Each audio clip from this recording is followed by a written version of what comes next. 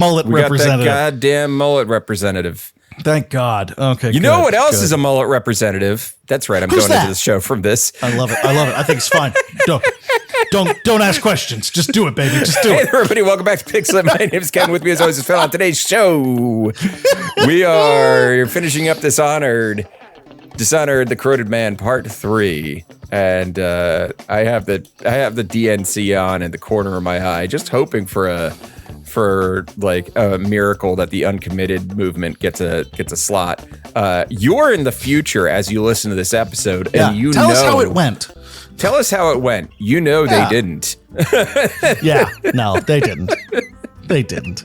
They didn't. And listen, I will not be the person to tell you that you have to vote if you feel for a party or a person you feel is ignoring the something that is exceedingly important to you. And if you are a Palestinian person whose family or knows a family, or if you're just a person who just cannot abide by the concept of abetting a genocide by paying lip service to it. If you just have a basic sense of humanity within you. I will not shame you for that. Not even a little. I'll mention that there are a bunch of things on the line this year, but that is a huge one for a lot of people, and there's no shame in that. But we have had good motion in labor stuff and all that. Like it's the Democrats always ripping defeat out of the jaws of victory. It's like 5 fucking steps forward and 6 steps back. Be like, oh yeah, we're going to fully embrace labor now. Yeah. I feel like we're doing this. I'm not going to say we. I'm not a Democrat, but like to extend on that metaphor, this year the Democrats are doing 5 steps back and 6 steps forward. Like just enough to be moving forward with everything. Meanwhile, while we're talking about democracy, let's slip back into a world of monarchy where the monarchist is actually the good guys. The good guy, actually? The good guy, actually? But before we do that, let's talk about something that's near and dear to my heart, and that's patreon.com/pixelitpod. Oh, yes. From there, you can support us. You can support us for free. Just being there kind of helps out because, we like it when people join. We like it when number goes up. I'm not going to lie. Absolutely. Yeah.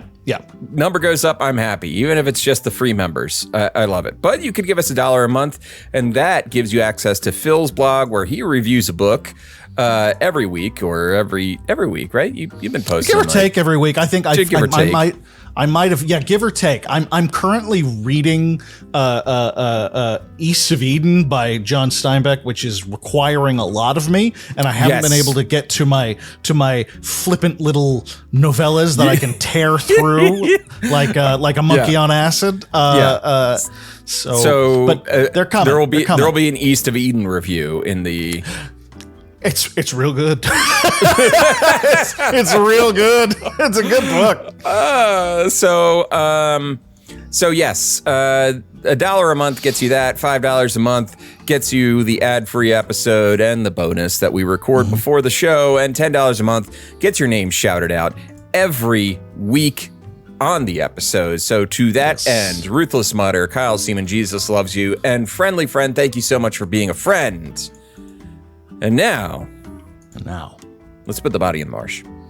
Let's put the body in the fucking marsh. When I tell you to dump a body in the marsh, you dump them in the marsh. The body in the marsh. The body in the marsh. We're in part 3. Marsh. We're in part 3. Chapter 19. It's the 15th day, month of darkness. We're still It's still the 15th day. I think it's been the 15th day for a couple days now. It's been for several days. Yeah. Several days, it's been the 15th day. For several days, it's been the 15th day. Yeah. We start chapter 19. Corvo is hanging out with Lady Esme Boyle, thanking her for letting his men infiltrate the party discreetly. There is a string quartet nearby that he has hidden a music box under to nullify the effect of outsider magic, should it come to that.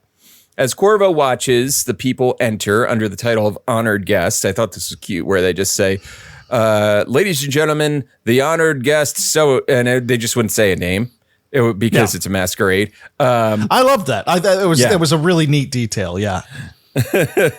Honestly, my only problem with this section is I kind of wanted to dig into the masquerade more. Like I liked finding out more about the niceties and all the bullshit. We could have had more masquerade. I enjoyed that. I thought that was fun in this. So Corvo's standing next to Lady Boyle as people are coming in, and she's like shaking their hands. And then this one woman comes in, and she's totally alone. And Corvo's like, suspicious.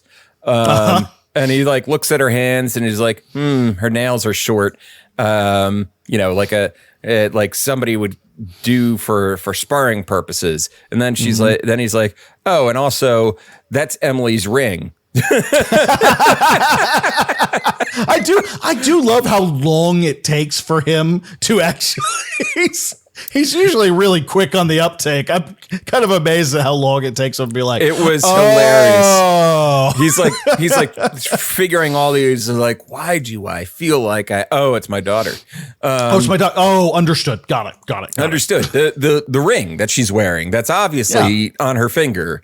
And I was looking at her fingers, and I noticed her nails before the ring. That's weird. It's a little weird, Corvo. Batman. Sorry, Corvo. Batman. Yeah. World's greatest detective.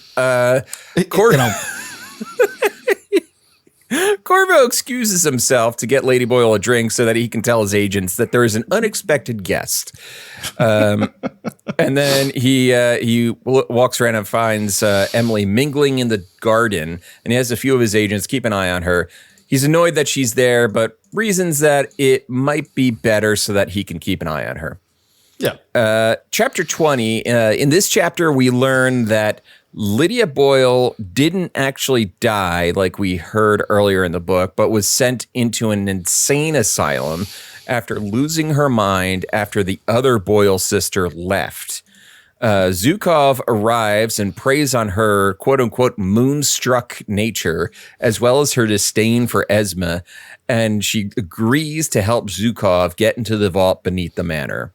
So moonstruck, I guess, I didn't really put together what, like, I heard the term before, but I didn't realize that it meant this, you know? I mean, I guess it's the same idea of lunatic, you know, the lunatic, base word moonstruck, of lunatic. yeah. Exactly. It's the same idea. I don't know if that has a basis in real life. I don't know but I mean, one would think, I guess. One would think, yeah. Yeah. Chapter 21, Corvo is lurking around the masquerade, and he notices a man up on a balcony as he walks around. And when he turns his head for a moment and looks back, the man is gone. Corvo can't see the man's face under the brim of his hat, and he continues to track him around the room and towards the gardens. Corvo is interrupted by another man in similar attire, but this time he sees the mask, and it is that of a whaler. And suddenly the attack is underway as a crush of partygoers begin running back inside from the garden. Corvo talks to one of his agents in a white lion mask, who we will in a moment see is Slackjaw, and he tells Corvo that the house is surrounded. Corvo approaches Galia, who is now in the center of the dance floor as she and her whalers have taken hostages. He gives the signal, and his agents reveal themselves and have all the whalers at gunpoints. And then the music box begins to play, and Corvo's like, "Ha, checkmate." And then Corvo tries to apprehend Galia. Her blink power is not affected by the music box, and as she blinks behind Corvo. And then chapter 22, it's a continuation. We see it from Emily's point of view now. She dives out of the crowd and kicks the knife out of Gallia's hand before she can stab Corvo. Emily and Gallia continue to duel as Gallia has the upper hand. Corvo tries to make his way back to the music box to shut it off as his men are slaughtered by the fully powered whaler agents. He ends up being grabbed by two whalers and dragged to where Gallia has Emily defeated with her knife at Emily's throat. Then Zhukov arrives and welcomes everyone to the party being held by Lady Boyle and reveals Lydia Boyle holding her sister Esme at knife point. It's very, I hate to bring this up again, but it's very Dark Knight Joker showing up to the party. Yeah. You know where Harvey is? Do you know where Harvey is? It's got a lot of those vibes. It's got a lot of those vibes. And very honestly, Batman. And honestly, it's like this is like the fourth or fifth Batman story I've read. So not bad. Yeah. All things considered. I'll take it. Corvo hypothesizes that the bone charms that the whalers are using for power are unstable and not affected by the music boxes, but they would decay over time. Zhukov realizes that Gallia has Emily, like that it's the Empress, and unmasks her to reveal that the Empress is there, and the crowd is like, "Ooh, that's scandal." Intriguing. Aside from people getting killed by the whalers, the Empress is here. I do love that they have the time to be like, oh, I'm bleeding out. Is that the Empress? Like, my monocle just popped. Like, it's real. That's a real Bridgerton moment right there. Very much so. Which makes sense for this world. The costume drama aspect of it is there. So my wife watches Bridgerton, so I too watch Bridgerton. Never watched Bridgerton, although I'm intrigued by the girl from Dairy Girls and her epic prow. I think we're all interested in that. Good for her. Beautiful young woman. Beautiful young woman. Gallia wants to kill Emily, but Zhukov knows she is better as a hostage. Zhukov then tells Lydia to show him the way to the vault. And then she screams, and then her, Zhukov, Gallia, and Emily vanish. Chapter 23. They arrive in the vault, and Gallia is feeling worse for wear from the teleporting. Zhukov points up at the giant whale skeleton when Gallia is like, why are we here? The whale was called the Deep Watcher and was a magical beast.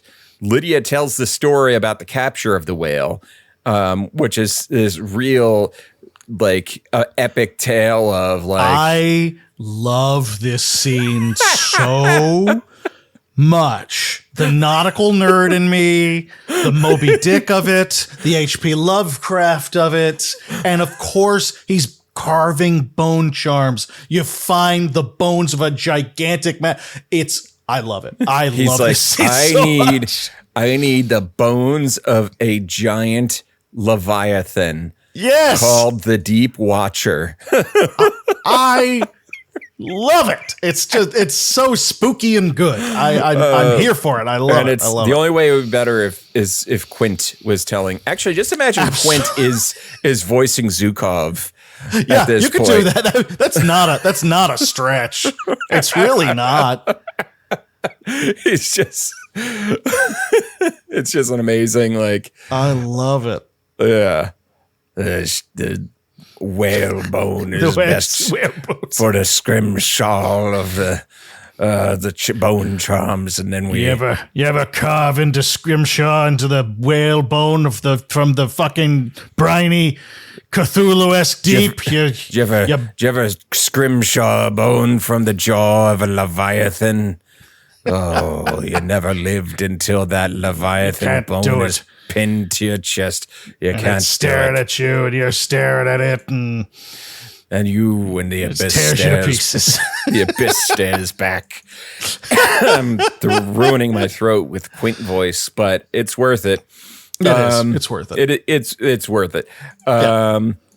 Gallia doesn't believe the story, and Lydia is like, of course I don't. She loses her mind. Gallia's like, so what the fuck are we stealing? And Zhukov goes, the jawbone. And Gallia is like, what the fuck, bro?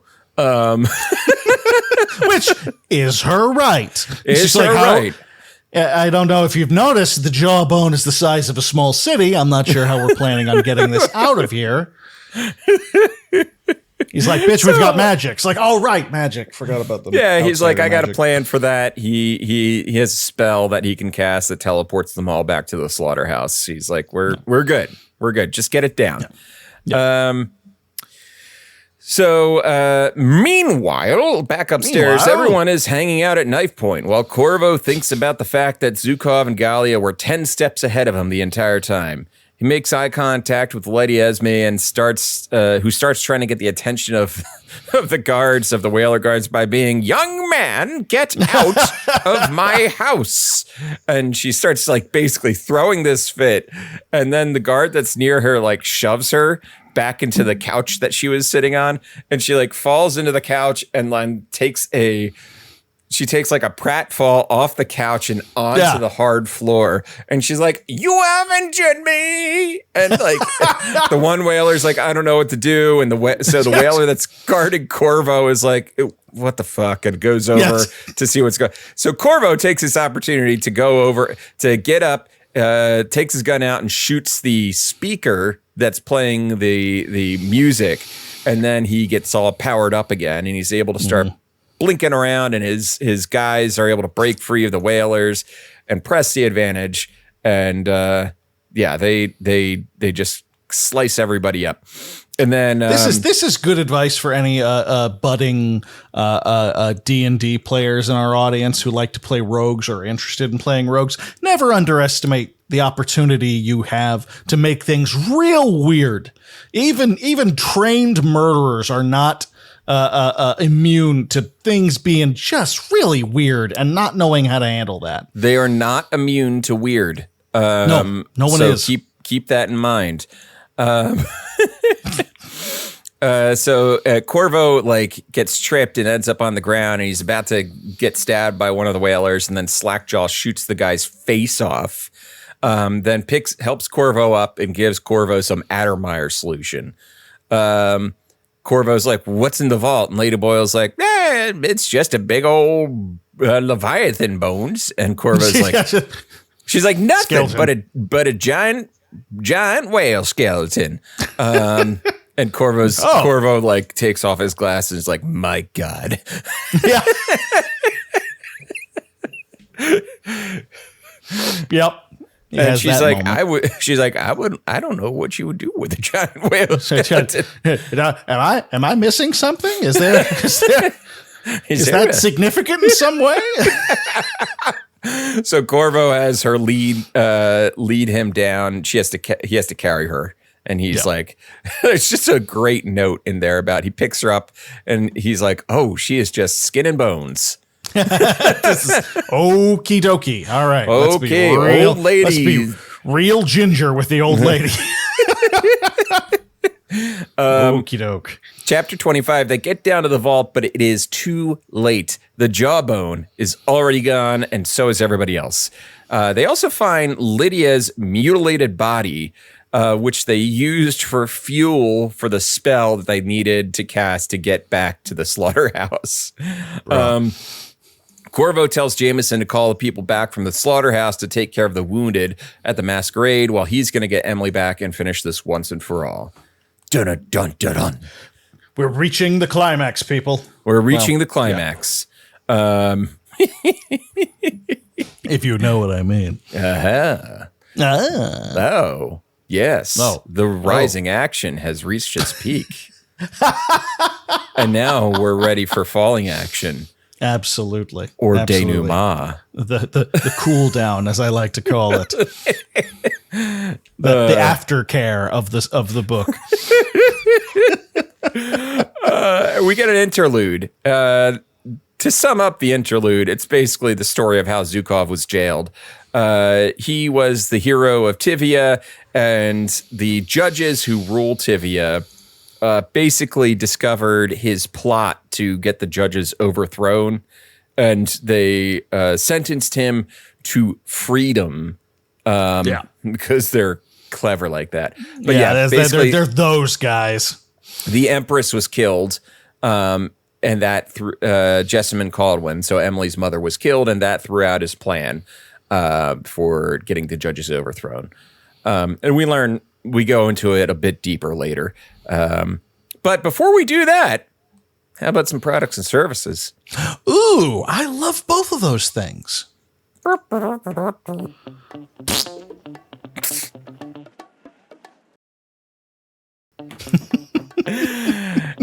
And we're back and on with the countdown. Hey, this one goes out to Sammy to his lovely, lovely sister, Winona. This one burned up the charts in 1978. Here comes Heart with Crazy on You. I don't know if that's the actual. Crazy on You. I don't know if that's the right year or not, but I'm going to look that up because you know what? We have time. Crazy on You, Heart. They're a seriously underrated band. What year did you say? 78. 77. Oh! I'm pleased that I got that close. I'm I'm pretty happy about that. That's hilarious.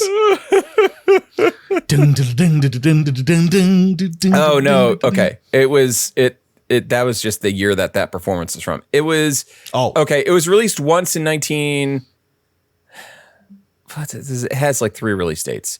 It was recorded in 75. It's a very popular song. It was released in 76 on a single, and then it was re-released as a single again in 77. I had no idea it went that far back. That's crazy. Well, I mean, Heart. All right. I'm just going to do this real quick. Heart is a seriously underrated band. They did a 70s era. They did an 80s era. They did a 90s era, and they evolved with the times beautifully. They have some of the greatest voices and instrumentalists ever. They are so underrated. Go and listen to Heart, ladies and gentlemen. Do it now. Yeah. Yeah. Anyway, what were we doing? Go on. The Heart is on January of this year. They announced their 2024 Royal Flush World Tour, where they would be playing several dates with Cheap Trick, Def Leppard, Journey, and Squeeze. Honestly, most of those I could leave. I want to see them with Cheap Trick. That's the duo that I'm good with. I'm good with that pair. I was never not a huge Journey guy. I think because I worked as a karaoke. Journey DJ. is big on karaoke and not allowed to enjoy that too much. And I'm not. I don't think I've ever been a Def Leppard guy. No. Yeah, probably for the same reason. Karaoke is just heavily overplayed stuff. So yeah. Anyway. What was I saying? Oh, we're doing a podcast? Okay. Yes, that's what we're doing. Honestly, that's how you know it's a good podcast. This is basically just you and me getting together to talk and bullshit, and it's themed around the books that we're reading, and everyone else is just here for the ride. Like, it's just, and it's never going to change. That's how we're always going to do this shit. By the way, so McDonald's has these collector's meal logos, and this is just an aesthetic I like. I like this.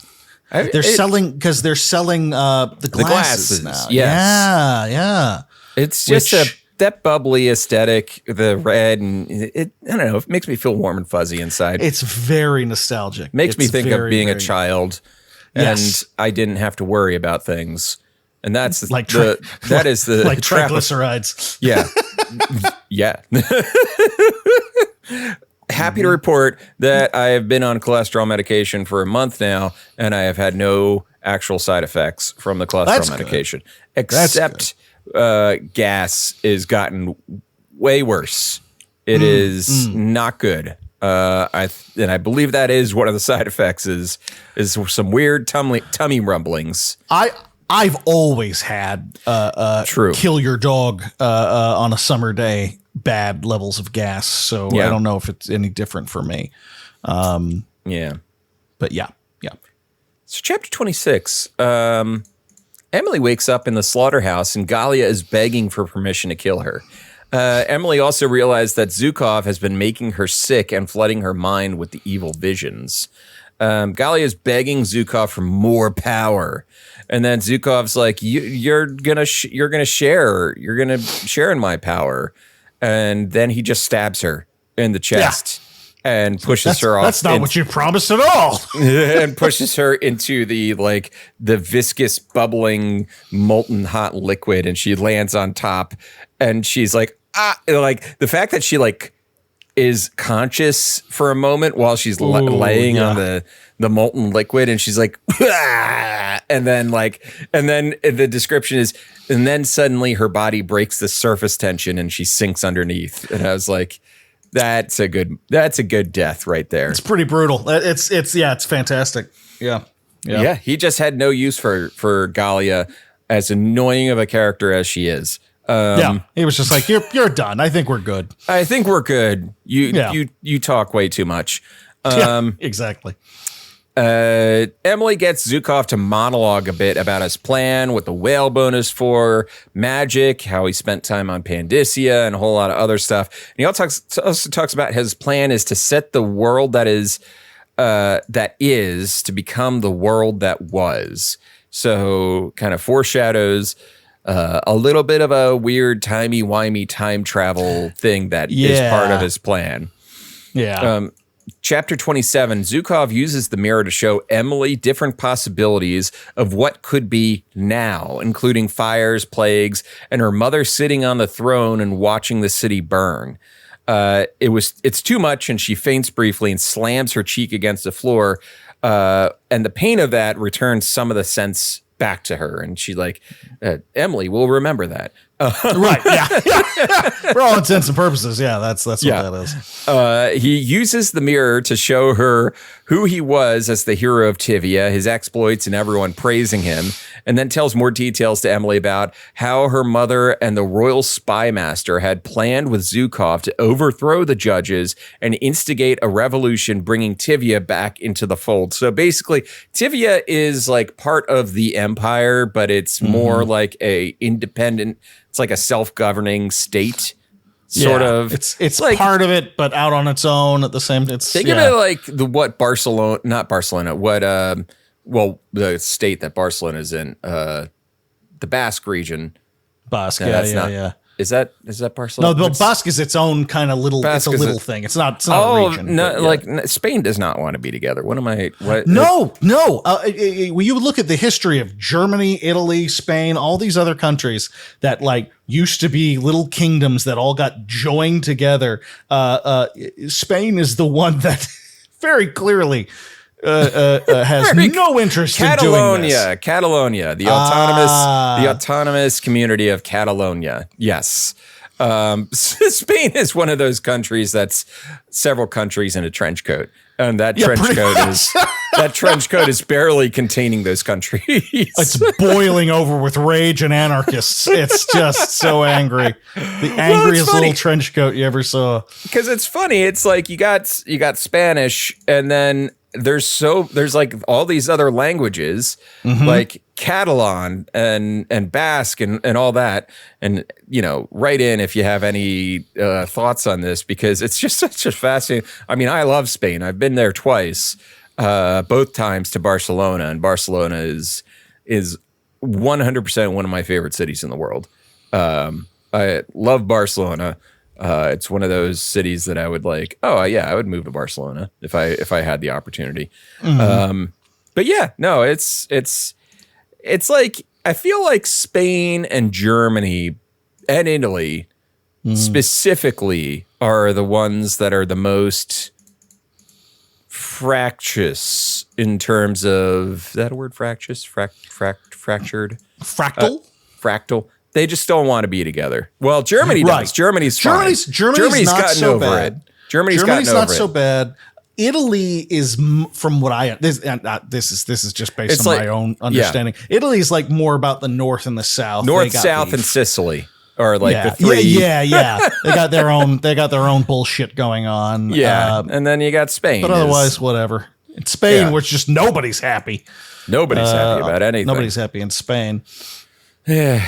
Good food though. Good food though, and I always I remember playing Uncharted Waters a lot as a kid, and oh fuck yes! Did I just unlock a memory? Oh yeah, I even remember one of the characters' name. It's how I learned. They named a character Domingo Mañana because the next day was going to be Sunday. I remember that. That game fucking ruled. Oh yeah. I remember that. Yeah, it was there was like an NES version, and then there was an upgraded version for the Super NES. Yeah. But Koei, I had it on the Genesis. Yeah. Oh, the Genesis. Okay, yeah, I had the Nintendo version. Yeah. But yeah, Koei. I think this is before they merged with Tecmo. Yeah, I used to make this game, Uncharted Waters. They were good games. Those were good games. Yeah. And it's like got this, like the cover of it is, oh man, it is, it's just high. It's a JRPG in the Caribbean or in the ocean. Really, it's not the Caribbean. It's not the Caribbean. It's Spanish Armada kind of thing. Yeah, you could go to, you can go around Europe. You could really go everywhere if you wanted to. But it was just hard to do so. Right. Yeah. So anyway, what was I saying? Oh yeah, Dishonored. we have gone off track. Like even for us, this has been even for us. Yeah, this is a tough one. Even for us, this is a tough one. Sounding like Donald Trump now. Hey yo, remember the Elon Musk interview? Hey. Oh my god. Two losers hanging out together. Love it. So okay. So Zhukov demands that Emily tell him whether he would have succeeded had her mother not been murdered. And Emily realizes that he probably shouldn't know this answer, so she just tries to keep him talking. And Emily keeps him talking until she suddenly hears, "I'm here." Yes. Chapter 28, we have Corvo making his way into the warehouse where he's taking out whalers left and right as stealthily as he can. He does kill some, but he's like, I'm not a fan of doing this. It's just for the sake of expediency and keeping a tight timeline as he makes his way to save Emily, and he sneaks in. He sees Emily and Zhukov with no Gallia in sight. Corvo blinks around and is choking out whalers that are on patrol inside, save for a few that would have given his position away. He also blinks behind a pair and does the coconut smash.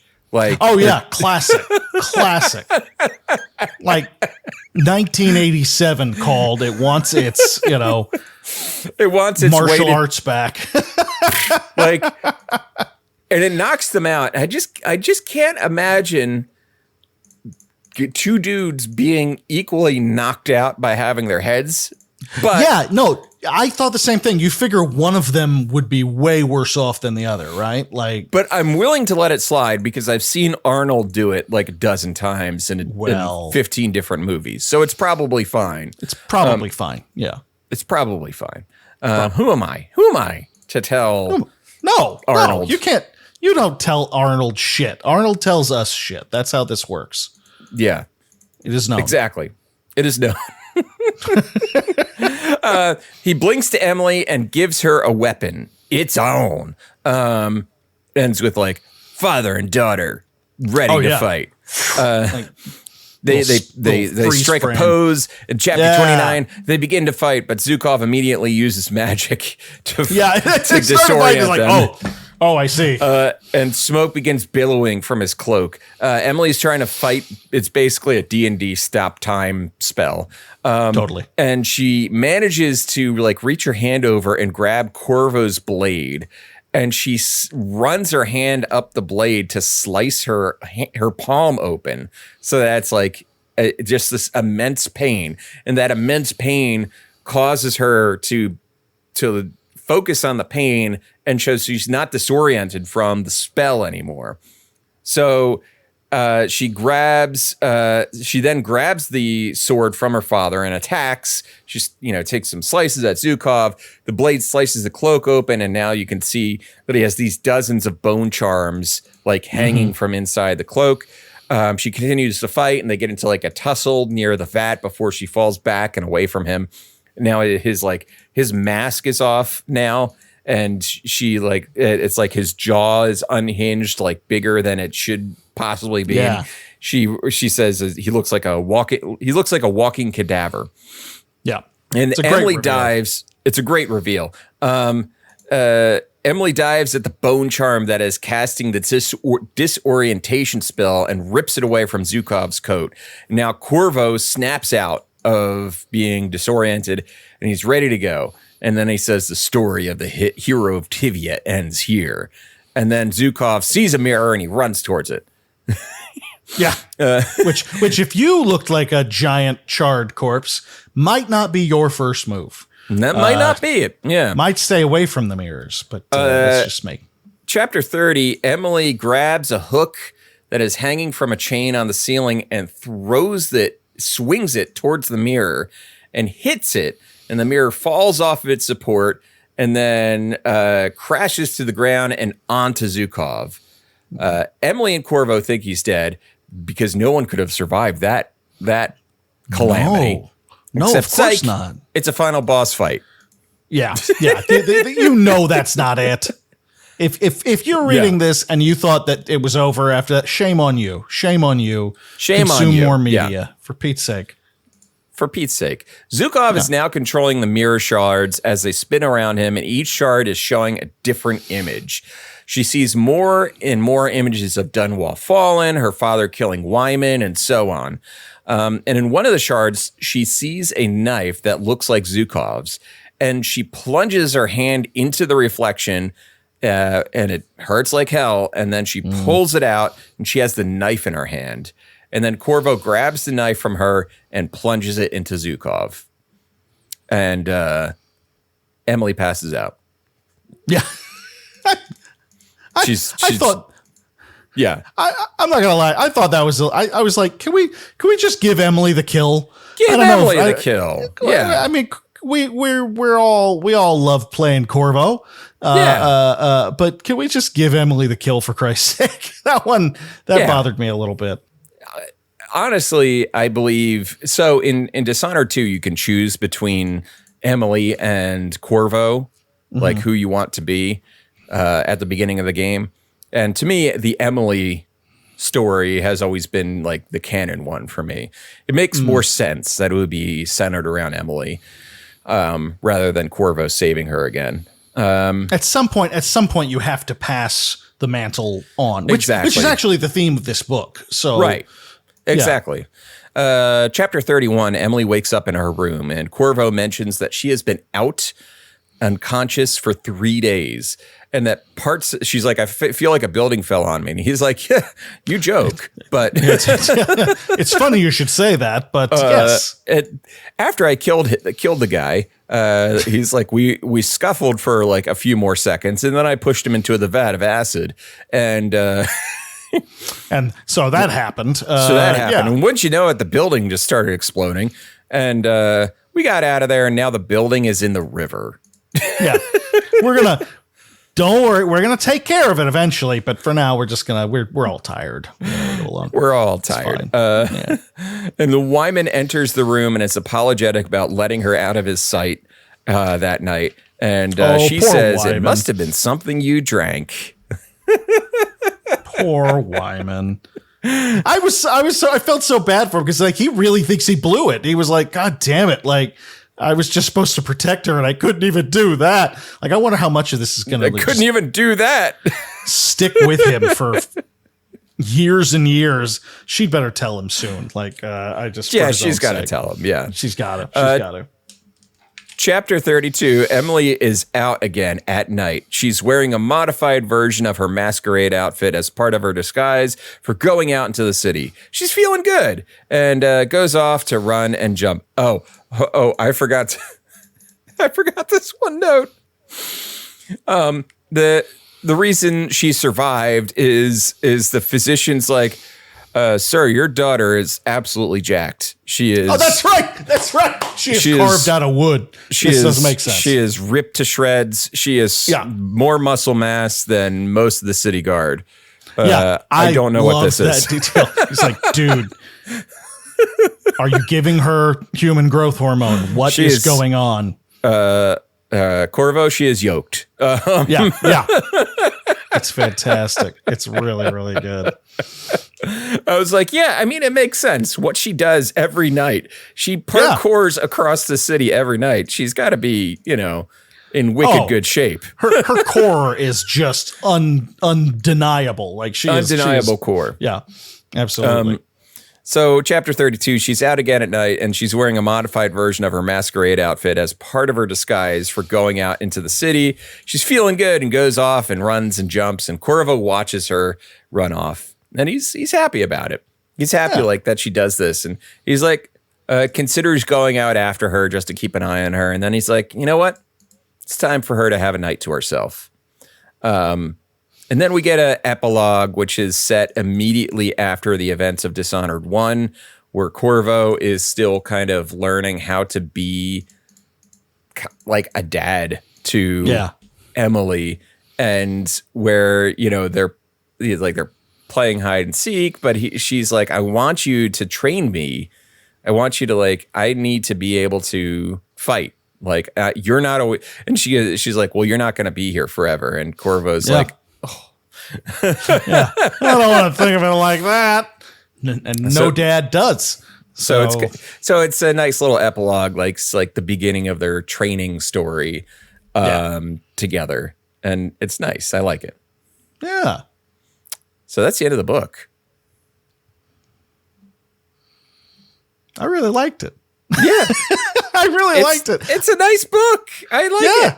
This is I remember when we first started, it felt very dense. Yeah. And there definitely is that. But I'm super glad I played the game, because that put some context on it. And it I don't know, with that in mind, I feel like they do a really Adam called him Adam Scott. Adam Christopher did a very good job in terms of combining kind of fan servicey winks and nods and just flat out a new interesting story. That's such an easy trap to fall into. Yeah, it is. It's so easy to fuck that up. And I think he did a great job with this. So I really enjoy. I'm looking forward to reading the next one. Like that's. Yeah, me too. I had a great time with this one. It's a series we will be continuing, not out of spite, like the Five Nights at Freddy's books, but out of actual pleasure. Out of actual pleasure. God forbid, right? Oh gosh. Yeah, no, I really liked it. It's a good time. It really leans into everything that makes Dishonored fun, which is the nautical theming, the magic, and it's like a weird different flavor of magic that is not really seen that often in other it's like the power of, it's like involves bones and the sacrifice of life and things like that. It's a good time. I really like it. And it also does a really nice lead in to Dishonored 2 in terms of giving you something to think about as you go into Dishonored 2, where, okay, Emily has had this training and all that stuff, and now you're in Dishonored 2. And you can play as Emily. And that game really is really about her growth as a character and as an empress and all that stuff. So, good stuff. I really enjoyed it. We're hoping to talk to the author soon. Yeah. So that should be fun. Yeah. Phil, with all that said, what are you playing? Oh, I got some real gaming in this past week or so. I played a bunch of demos. We talked about worshippers of Cthulhu last week, and I mentioned that they had another game in a similar vein called the Republic of Pirates, and I downloaded the demo for that. It's kind of janky in a lot of the same ways that Worshippers of Cthulhu is. That's not a bad thing. It's a very indie game, and that can be really charming. They are combining 4X with naval combat stuff, with like naval turn-based combat, which I should absolutely love, but I'm still not entirely sure about how well it's all doing. It's interestingly enough, if you go to the store page on Steam and look at it, it'll say that. Let me see if it still says this, or if that was my imagination. Yeah, it says this game wasn't designed to support controllers. And I don't know if it's because my controller was just plugged in, but I couldn't use my keyboard. And all I could use was my controller. And I hate 4X with controller. On a controller is vibe. so bad because you're just, it's so it's so mouse driven, you know? It's yes. 4X is basically a spreadsheet with a graphical interface. Yes, absolutely. And it's kind of like if anybody who works at a computer and you get used to using 2 screens or something like that, and then suddenly you have to do some work from home and you take your laptop home and you're working at like 5 times slower than you ever did because you've just got the one screen and it's just your rhythm is completely thrown off. So I'm going to come back to it and see if just because I just keep a controller plugged in at all times. Right.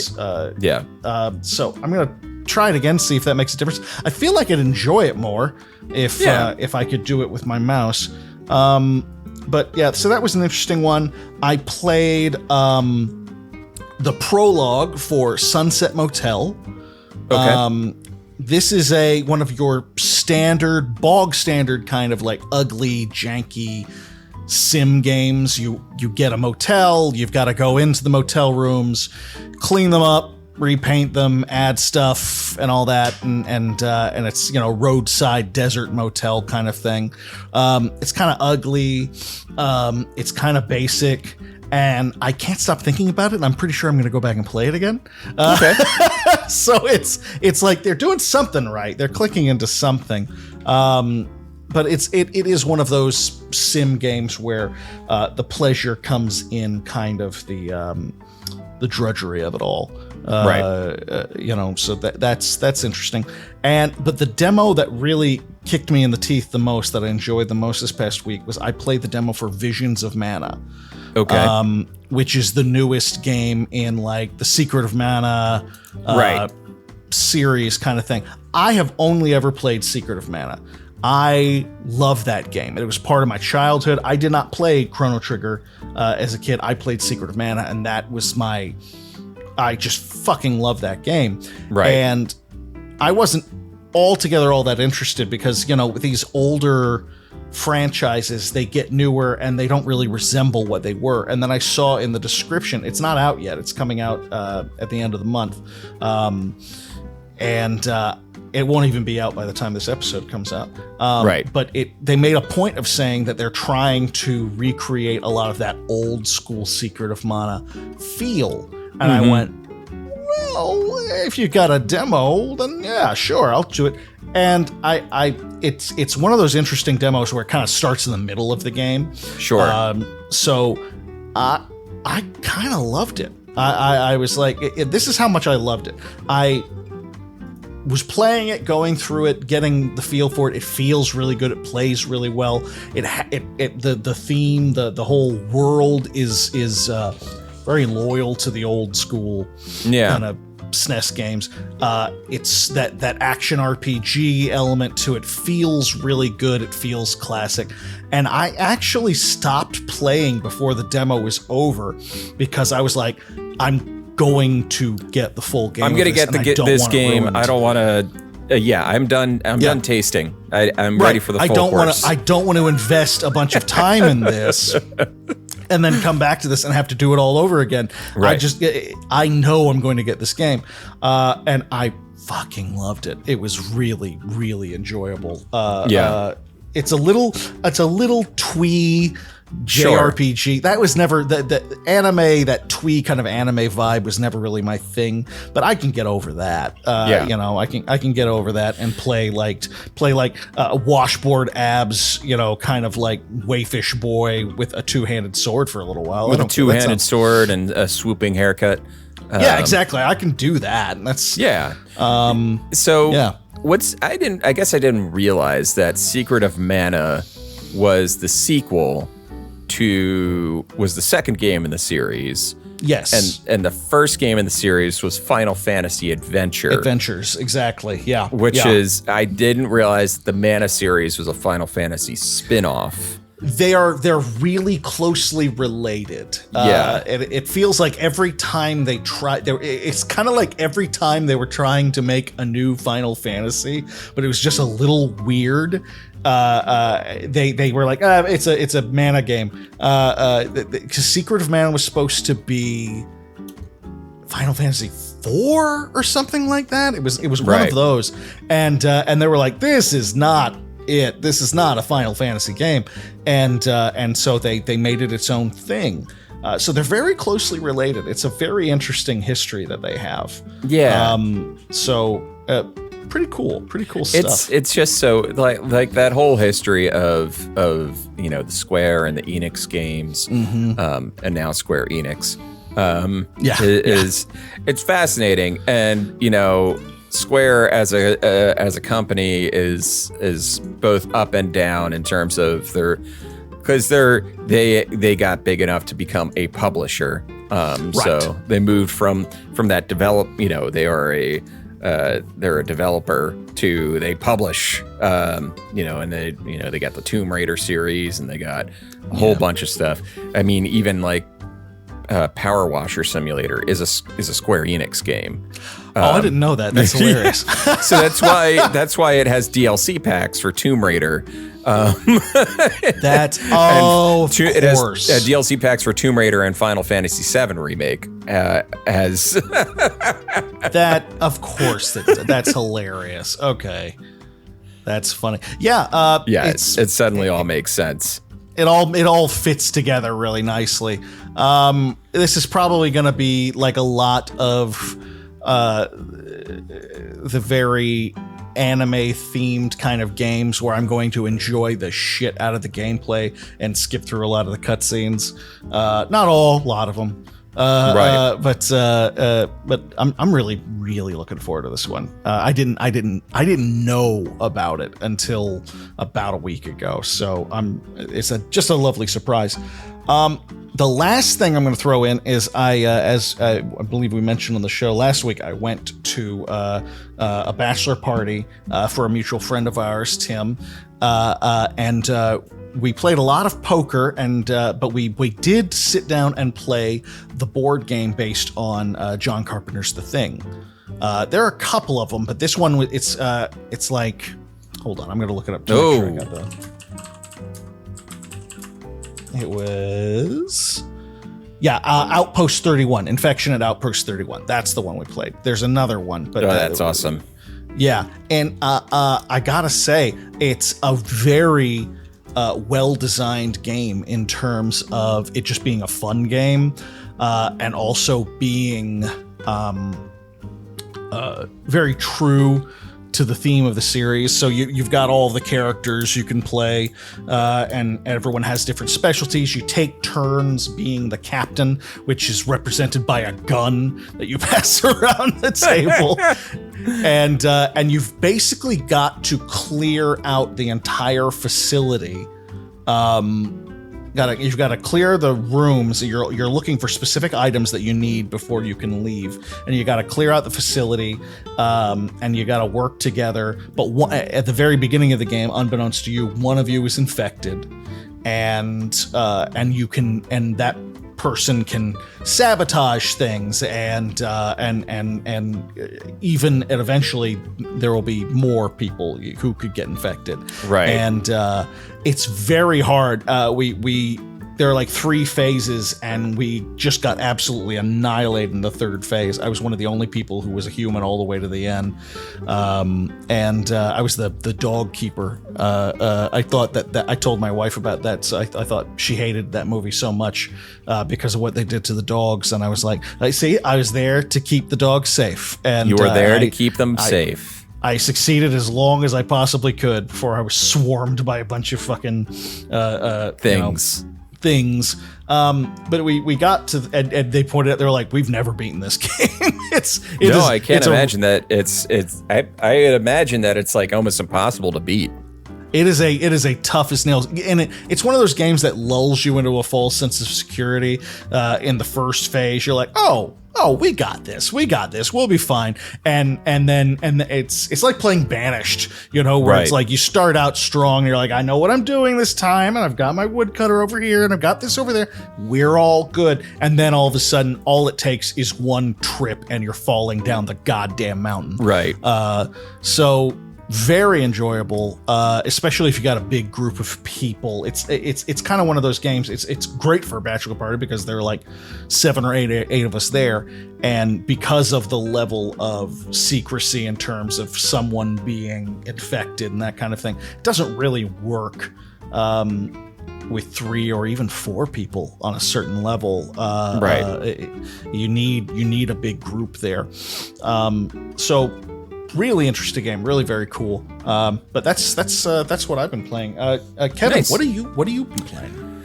What have I been playing? All right, so I played and beat. This is like the evolution of dad games of like simulation chore games. I played and beat Crime Scene Cleaner.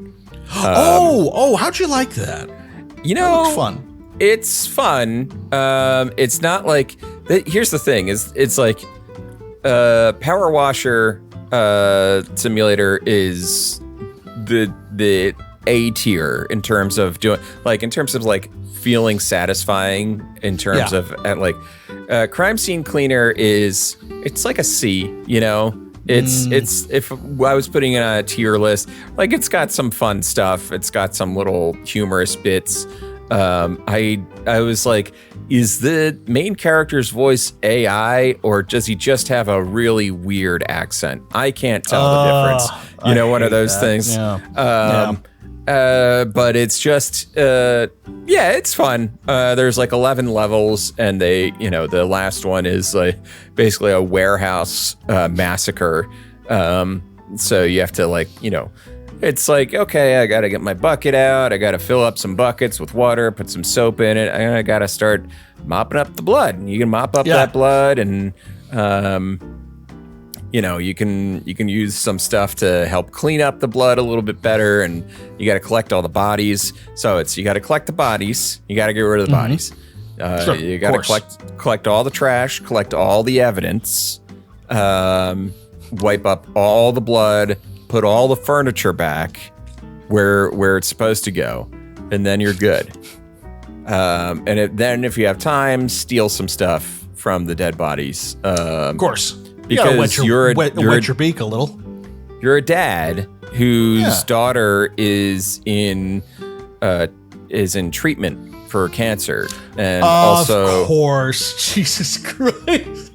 And also, you're a single dad because your wife died of cancer a few years prior. Oh my God! Okay, yeah, there you go. They got to lay it on real thick, huh? And every time you come home, you're greeted by your dog, named Dexter, which I think has to be a reference to Dexter Morgan. Sure. Yeah. So and I got an achievement for petting the dog 15 times. Nice. That's a worthwhile achievement. Yeah, that's a worthwhile achievement. So Crime Scene Cleaner, it's fine. I wouldn't I wouldn't put it. I wouldn't not recommend it, but I also wouldn't recommend it. Gotcha. It's a niche. It's right in that niche of like, yeah, I am a sicko who likes these kind of games. Right. But if you're not sicko level with these games, then don't get it. Well, it sounds like there are so many other games that there's do so the same many thing, others that do it better. That are, but this is the company that makes Crime Scene Cleaner makes a ton of the games in the genre. So what's funny is the Power Washer Simulator guys have only made Power Washer Simulator and then the DLCs for Power Washer Simulator. I didn't know that. That's hilarious. But still, they're still producing DLCs. They just released a Alice in Wonderland DLC. Oh, wow. Yeah. They had a Warhammer 40K DLC. I knew that one.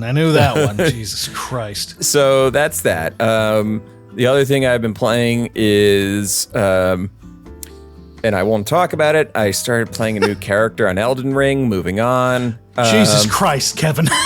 I'm sorry. You started playing a new character on it? I'm sorry. And also... No, you're not. No, I'm not sorry. No, you're not. Conscript. Okay, great. Yeah, it is... God, it is damn good. And here's the thing, is like, I'm playing it and I'm like, is there going to be any supernatural stuff in it? And it's like one of those things. You're always waiting for it. Yeah. Yeah, you're waiting for something weird to happen, but it's just the horrors of war. It's just war. It's just hell as other people. It's really full on that, and it's very effective. It's hard as balls. I mean, I might have to turn the difficulty down because I was like, yeah, sure, I'll play the recommended normal difficulty, which is like the third highest. It's like easy, medium, hard plus, and it was like hard is the recommended difficulty. And I'm like, oh, yeah, I'll get that. So I did that, and I was like, oh yeah, no, I'm not gonna have checkpoints. I'm gonna do the ink ribbons. I played Resident Evil. I'm old school, goddammit. I'm old school, and then I died and lost a lot of progress, and I'm like, you know what? Checkpoints are nice.